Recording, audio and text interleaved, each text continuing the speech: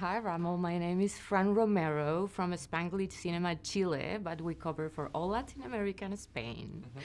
Congratulations on Nickel Boys. Thank you. It's a cinematic experience, and I really wanted to know how was your first connection, of course, with the book that I think that it wasn't released at the time. So, what was your connection with it? Yeah, it's interesting. I got a call from Dee Dee Gardner and Jeremy Kleiner from Plan B, and we just talked for 2 hours in their office in Los Angeles. And then at the end, I didn't even know what the meeting was about, but of course they're such quality producers, wanted to see what they were interested in me. And then they bring up this. They bring up Coulson's book on Nickel Boys, and they say that we have an advanced copy. Would you like to read it? And of course, I would. Never imagined, though, that I would make it as far as the adaptation, because, what a powerful masterpiece, for lack of a better way of expressing its power. Yes, definitely. And how did you started to create your own vision when were you reading it? It was images, how was that process? Yeah, that's, I think, the funnest part is that I was given the freedom to do exactly that, which is kind of make it my own, to use Coulson's structure, and then with my writing partner, Jocelyn Barnes, just imagine. And then, I'm a visual thinker, and everything was visual. It was all images. It was POV from a Black perspective, and yeah, it's really, really one of the most enjoyable parts is just letting your imagination run wild in someone else's really, really, really strong and emotional narrative. And you had to create a new language with your actors because they are used to don't keep mind on the camera, but here they have to watch directly to the camera. Yeah. So how was that work, not only acting, but also with the camera in front of them, creating that language? Yeah, it's interesting because we tried not to burden them with how different it was, and just tried to give them the same sort of safe space that they're used to when they're acting. And so, we had to ensure that they were looking at a very specific point on the camera where it appeared like they were looking into the eyes of the person who was watching, which is, of course, as you're mentioning, not intuitive at all. And so I think maybe there was a lot of just learning for everyone, because even the extras we had, I have to ask them, okay, so when Elwood is taken here, or when Brandon is taken here, or Turner is taken here, we need you to look into the camera as if you're looking at them being taken to a place, to give the audience the feeling that, the camera is a person. And so, a lot of fun, really. I imagine. And how did you create that connection between those actors? Because, of course, there's a technical thing between them. Yeah. But you can feel it. Yeah. You can feel the connection between them. Well, it's strange. It's you see romantic comedies or love stories, and you're like, how do those actors have that chemistry? And they have their own partners, but they just somehow, I think, everyone recognized when they were on set together, they just had something. And it's one of the first things we noticed when those two were together for their first reading, is that we thought that they were friends for many years. It seemed obvious, and they had just met each other that day.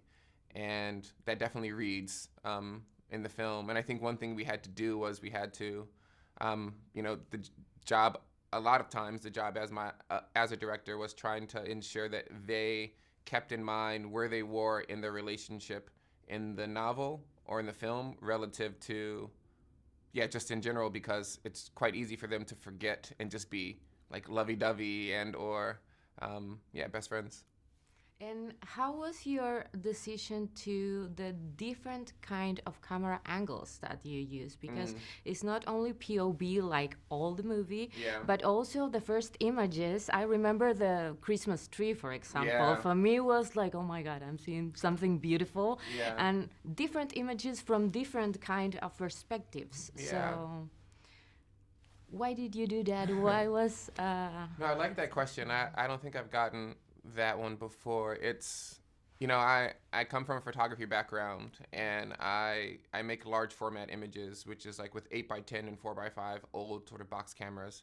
And I have a photographic sensibility, and in thinking about the two characters, specifically Elwood in this case, it's, if he had a camera when he was a child and it was like attached to him and he knew how to use it, like how would he photograph his world? How would he engage in a sort of documentation of his existence? And if you take that approach, you put the camera where their eyes are and you look at the world from their vantage point. And, when you're a kid, most people are giants to you for a very long time, so it seemed quite natural. But I will say that's one of my favorite images too. It took some time to get the tinsel to like come perfectly close to the camera to be Elwood's eyes, but yeah.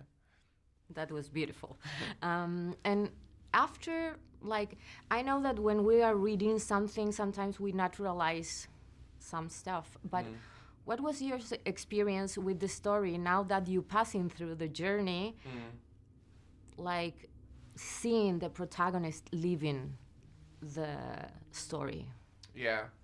Man, it's so strange because there's so many levels of abstraction. You start with, for example, to take the longer view of it, Coulson, this is based on a true story from the Dozier School for Boys in Florida.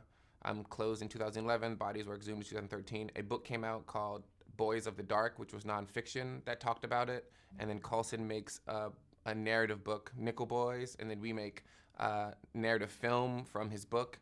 And so, like, there's so many jigsaw movements of characters and ideas. And the same thing happens when you're translating the script, or you're translating to a script from a book, and you lose maybe what you kind of thought a person would be like based on the actor. And, their voice is a little bit different than you imagined in your head when you read it yourself. And so I think the journey through the book into the film is just one of trying to sort of maintain the spirit of the narrative and stay true to kind of the power, and letting everything else just try to feel as authentic and natural as possible. Yes, and that could be really realized or be literally visual when you started to like put some archives, footage also in the movie. How was that work? And I found it extremely like the audience, it's impact with those kind of archives footage too. Yeah. No, thanks for saying that. The archive portion was maybe one of the most important elements to sort of reroute this fictional story back to the reality of the Dozier schoolboys, and also the reality of sort of people of color being integrated with camera technology in terms of race. And I'd say that the biggest challenge was just finding the appropriate clips and the exact moments that could really act as an accent in the film and have like some sentimental sort of flourish. We had amazing archival producer, this woman named Allison Brandon, and Alex Westfall and Gala Prudent, who were working before we started writing the script. We hired them to start.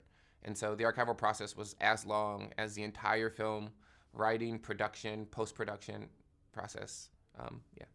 And to wrap up, how do you feel after the reception, not only from the audience, but also from the critic, that it's not only the story that impact, but also the visual journey that you did? So I think I don't know, maybe you are proud about it. Yeah, I think I am proud about it, but I think I'm also generally, I don't want to say excited, but maybe astounded that to me it points to a more cynical approach, which is that the camera has had such a non-integral process in the realization of what it means to be a person of color, at least from people of color's perspectives, not from the larger world of cinema and its other uses. And so it kind of, I see the film and I'm like, if you guys would have given black people cameras, or Latin Americans or India or whoever, 50 years ago, like the world would be completely different. The reason why this is happening now is because of the way that digital technology is. But yeah, a little sad, but also I'm thrilled. So That's great. Thank you so Yeah. much for having me and for the interview. No, thanks for your questions. Nice meeting you. Nice to meet you too.